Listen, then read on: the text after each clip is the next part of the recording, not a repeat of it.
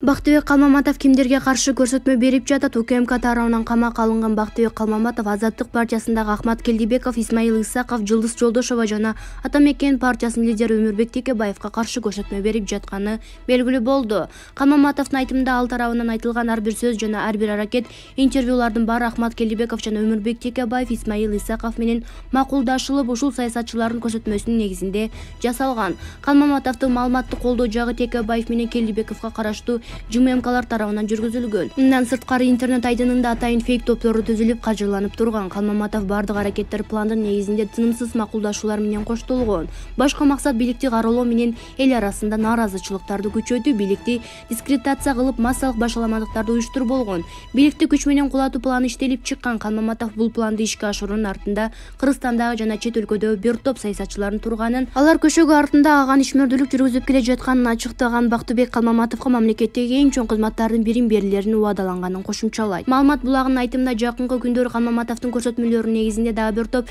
саясатчыларга кылмыш иши козголуп камакка алынат. Жаш саясатчы Бактыбек Калмаматовдун 20 тарапташына Ички иштер министрлигинин тарабынан кылмыш иши козголуп, аял эркек дебей четинен суракка чакырылып жатат. Алардын арасында сот өкүмү чыгарылган күнү унаа сүзүп кеткен бир тууган карындашынын кайненеси дагы бар. Бул тууралуу Калмаматовдун адвокаты Камчыбекова УАКЖ сайтына билдирген. Бактыбек Калмаматовдун 20 тарапташына Ички иштер министрлиги тарабынан кылмыш иши козголуп, аял эркек жаш кары дебе четинен суракка чакырып жатышат. Ошол күнү бутун унаа тепсеп кеткен Калмаматовдун бир тууган карындашынын кайненесин сокулукта үйүнөн барып суракка алып кетишиптир деген жактоочу. Эске салсак, саясатчы Бактыбек Калмаматов УКМК рациялык, этностук, улуттук, диний же региондор ортосунда кастыкты козутуу беренеси менен айыптап 22 декабрда камакка алынган. Бишкектин 1-май райондук соту Калмаматовду 9 февралга чейин камоо чечимин кабыл алган. Булак Назар Ньюс KG.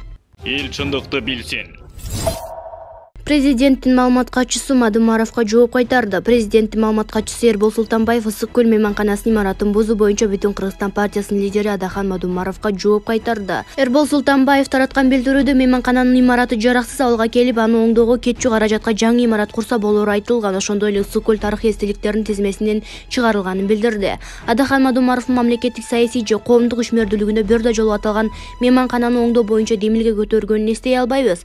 Саясатчы ар бир актуалдуу темадан чуу жараткысы келгендей сезим калтырат. Эрбол Султанбаев бул долбоорду куруу үчүн чет өлкөлүк инвесторлорду тартуу боюнча маселе күн тартибинде жок экенин кошумчалады. Бүтүн Кыргызстан партиясынын лидери Адахан Мадымаров бир күн мурун аталган мейманкананын бузулуп жатканын сындаган кайрылуу жасаган. Ал имараттын бузулушун Кытай инвесторлору катышкан долбоор менен байланыштырган. Өткөн аптада бийлик Бишкектин түштүк тарабында Ысык көл мейманканасынын имаратын бузууну баштаган. Президенттин иш башкармалыгы имарат көп жылдан бери колдонулбай эскирип, авариялык абалга келгенин, аны мындан ары пайдаланууга кооптуу экенин билдирген. Бул кадам социалдык тармактарда кызуу талкууну жаратууда. Иш башкармалык азырынча мейманкананын ордуна эмне куруларын билдире элек. 8 кабаттуу комплекс 1984-жылы Кыргыз СССРнин 60 жылдыгына карата курулган. Булак Аргумент KG. Эл чындыкты билсин.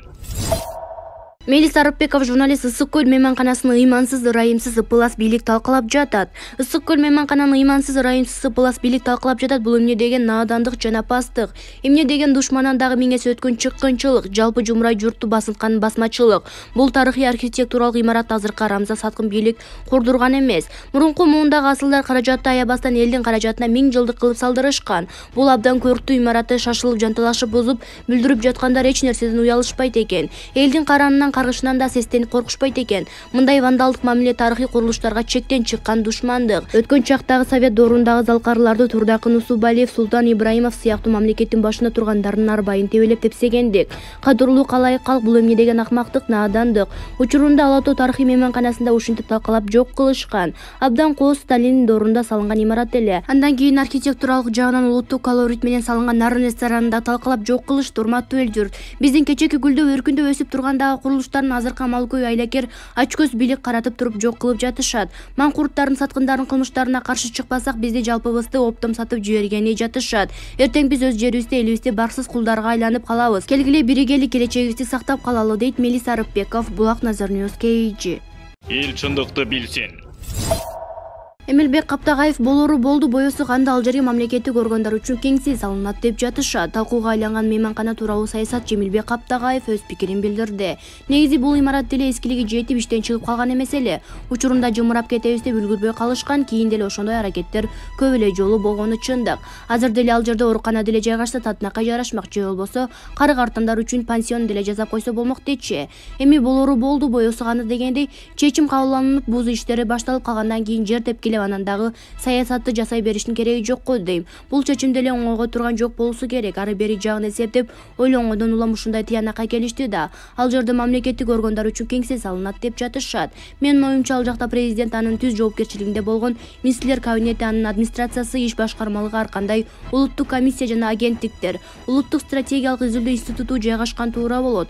Бардыгы баткандай чоң жана кенең салынганы максатка ылайык. Ошондой эле эл аралык деңгээлдеги жолугушуу, конференцияларды өткөрүүчү залдардагы болгону максатка ылайык. Менин оюмча азыркы президент отурган өкмөт үйүнө Бишкек мэриясын көчүрүп, ал эми мэрия турган имаратка маданият министрлигин алып баруу туура болот. Азыркы кичине имаратта тыгылыштырбай, ошондо маданияттын дагы мааниси көрүнө түшөт го дейм, дейт Каптагаев. Эске сала кетсек, каражатты рационалдуу пайдаланууна, жолдорун бошотуу жана борбордук эстетикалык көрүнүшүн жакшыртуу үчүн Ысык көл мейманканасынын ордуна мамлекеттик маанидеги жаңы административдик комплекс куруу чечими кабыл алынган. Президенттин маалымат кызматынын кабарлагына караганда, ал мейманканага эч ким инвестиция салбагандыктан бузулуп жатканы айтылган. Ысык көл мейманканасы 1984-жылы курулуп, 2007-жылдан тарта колдонулбай калган. Булак Назар Ньюс KG. Эл чындыкты билсин. Шериадил Бактыгулов ушул күнгө чейин бир да президент эл алдында отчет берген эмес. Саясаттануучу Шериадил Бактыгулов президенттин жана өкмөттүн бир жыл ичиндеги ишине баа берди. Анын айтымында өлкө өнүгүү жолуна ишенимдүү баратат. Ушул убакка чейинки бардык президенттер элге чыгып отчет берген эмес, жоң гана кайрылуу жасап, маалымат берүү иретинде сүйлөп келишчү. Бийликтин жалгыз эси болуп эсептелген эл алдында жасалган иштер тууралуу отчет берүү дегенди таптакыр көргөн эмеспиз. Азыркы маалда өз көйгөйлөрүн чече албай жаткан карапайым калк айылына, регионуна байланыштуу маселелерди президент менен жолугушууда ачык айрым айта алат. Мындай көрүнүштөр министрликтер менен ведомстволордун ишинин негизине айланып калды. Кыргыз-Орус өнүктүрүү фонду аркылуу бизнес долбоорлорду түз каржылоо механизмдери иштей баштады. Ортомчу банктардын кийлигишүүсүз жүрүп жаткан бул аракеттер бизнес өкүлдөрүнүн ишин кыйла оңойлотууда. Бул жылдын ичинде 11 айда Кыргызстандын бюджетине 162 миллиард сом чогулду. Буга чейинки 5 жылдык убакыт арасында эң чоң көрсөткүч 148 миллиард болчу. Президент берген убадаларды кандай аткарылып жатканын айтып уланта берсек да болот. Андан көрө анын отурумда сүйлөгөн сөздөрүн угуп көрүш керек. Айрыкча белгилей кетчү маселе республиканын коопсуздук үчүн эгемендүүлүктү 30 жылдыгын ичинде өлкөбүз аскердик тик учак, учкусуз учуучу аппараттарды биринчи жолу сатып алды. Ошондой эле офицерлердин алган акчалары да дээрлик 2 эсе өстү. Мамлекетибизде 30 жыл бою турмуштун бардык тармактарында жана жарандардын ишмердүүлүгүнө көйгөйлөр топтолуп чаташып калган эле. Жөнөкөй эл менен болгон маектер учурларында кыргыз бийлигине дарегине берилген түрдүү бааларды угуп келчүбүз. Азыркы маалда бардыгы жакшы жакка өзгөрөт деген ойлор басымдуу болуп жатканы талашсыз. Бул үмүттөрдү биз 1990-жылдарда жоготуп алдык эле, эми мынтип кайра жанданып келүүдө. Булак аргумент KG. Эл чындыкты билсин. Карыз алгандардын дооматын иликтөөчү комиссия түзүлдү. Зайым каражаттары боюнча карыздарды өндүрүүдө мыйзам бузуу фактылары жөнүндө маалымдаган жарандардын арыздарын иликтөө боюнча ведомстволор аралык комиссиянын биринчи кеңешмеси өткөрүлдү. Бул тууралуу министрлер кабинетинен билдирди. Маалым болгондой, жыйынды өкмөт төрагасынын биринчи орун басары Арзыбек Кожошов жетектеди. Ведомстволор аралык комиссия өкмөттүн чечими менен түзүлдү. Мындан тышкары карыз алуучулардын арыздарын иликтөө боюнча эксперттик жумушчу топ иштей баштады деп айтылат билдирүүдө. Кожошов белгилегендей, комиссияга жарандардын кайрылууларын карап чыгуу жана карыз алуучулардын маселелерин чечүү жолдорун табуу милдети коюлду. Булак Назар Ньюс KG. Эл чындыкты билсин. Садыр Жапаров Орусияга учуп кетти. Президент Садыр Жапаров көз карандысыз мамлекеттер шериктештигине мүчө өлкөлөрдүн башчыларын бейформал саммитине катышуу үчүн 28-декабрда Санкт-Петербург шаарына учуп кетти. Бул тууралуу президенттин администрациясынан кабарлашты. Кыргыз делегациясынын курамында тышкы иштер министри Руслан Казакбаев, президенттик администрациянын тышкы саясат бөлүмүнүн башчысы Жээнбек Кулубаев, Кыргызстандын Орусиядагы атайын жана ыйгарым укуктуу элчиси Гүлнара Клара Самат бар. Жолугушууга Армения, Азербайджан, Беларусь, Орусия, Тажикстан, Түркмөнистан, Өзбекстан, Казакстан президенттери катышат. Мейман катары Казакстандын биринчи президенти Нурсултан Назарбаевдин да келери күтүлүүдө. Бейформал саммит Орус президенти Владимир Путиндин демилгеси менен өткөнү жатат. Көз карандысыз мамлекеттердин шериктештиги СССР таркаган соң эгемендүү мамлекеттердин келишимдеринин негизинде түзүлгөн. Булак Назар Ньюс KG. Эл чындыкты билсин.